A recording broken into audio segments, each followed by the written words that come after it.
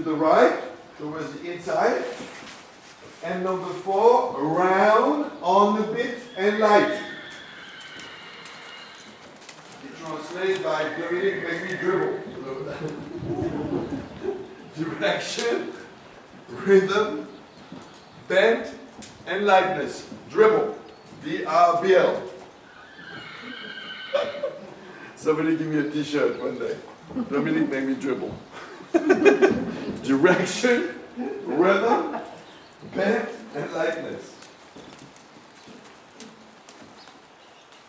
Therefore, why that order? Well, if I was a horse, I would like to know where to go. Please tell me where to go. Number 2, how to go there? Which rhythm? Counting the rhythm. Counting the rhythm. Then next we have the nose down towards the inside. If we're in shoulder in, that's easy.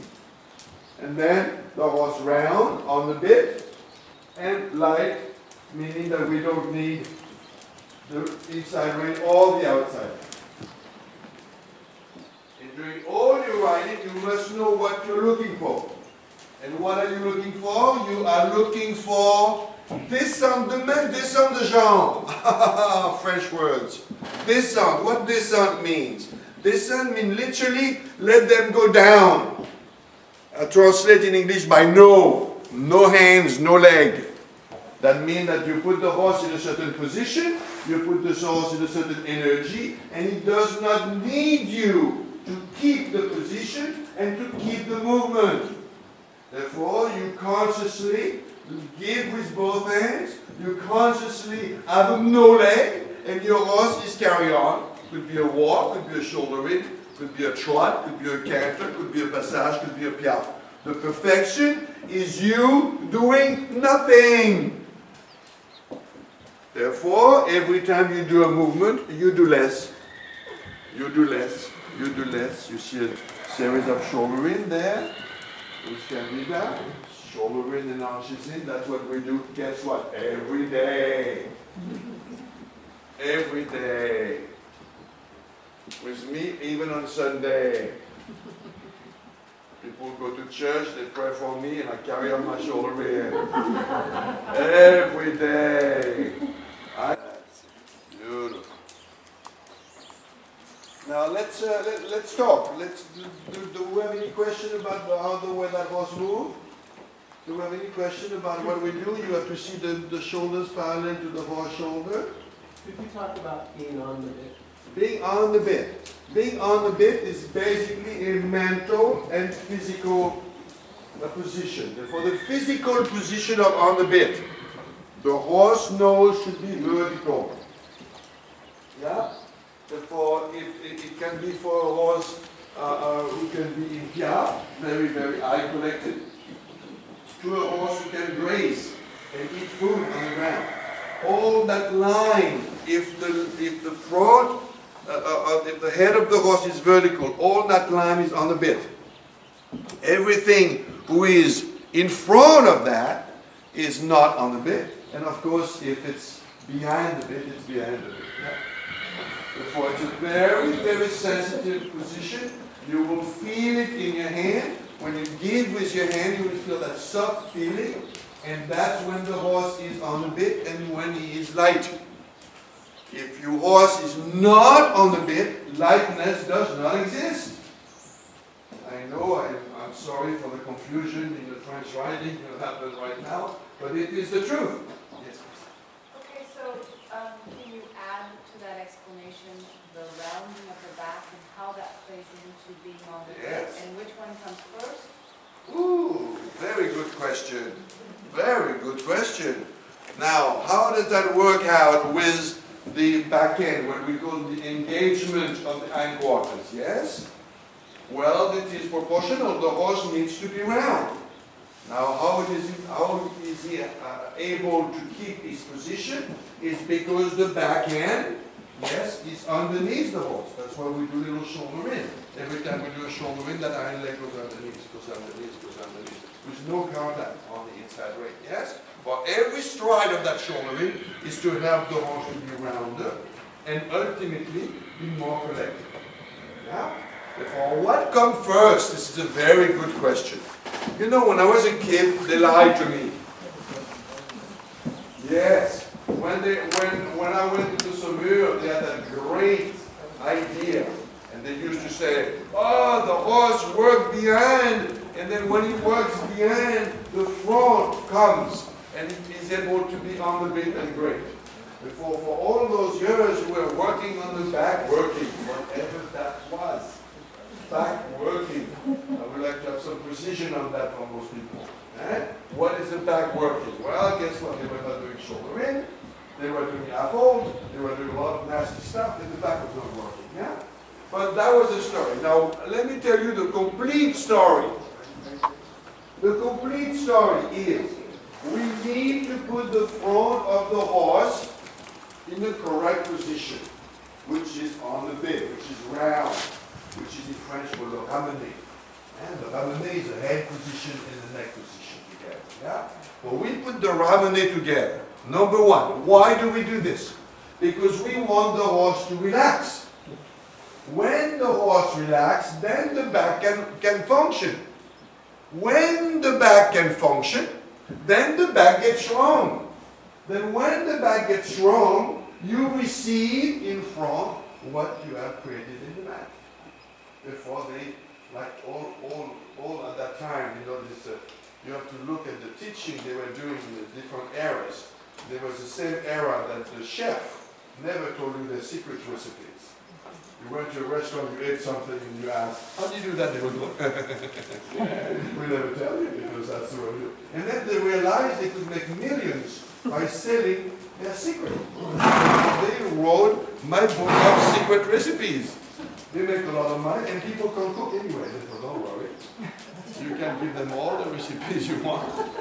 And it was the same thing with the horses. Now, the horses, if you like Bochet, yeah? If you read Bochet, believe it or not, all the pictures, they're not pictures, they are engraving of Bochets, are wrong.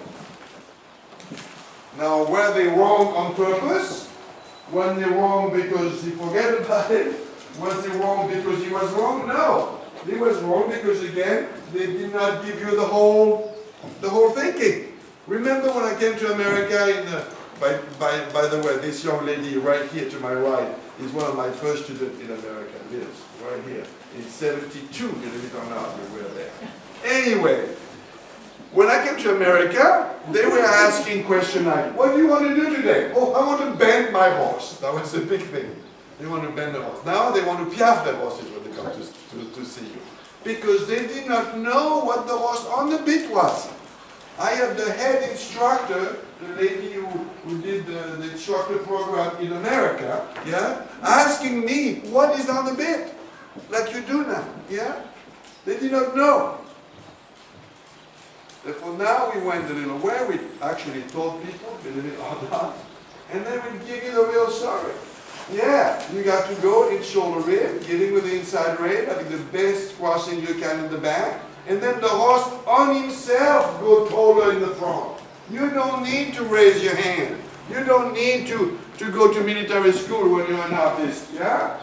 When you want to learn to be an artist, you don't go to the army, yeah?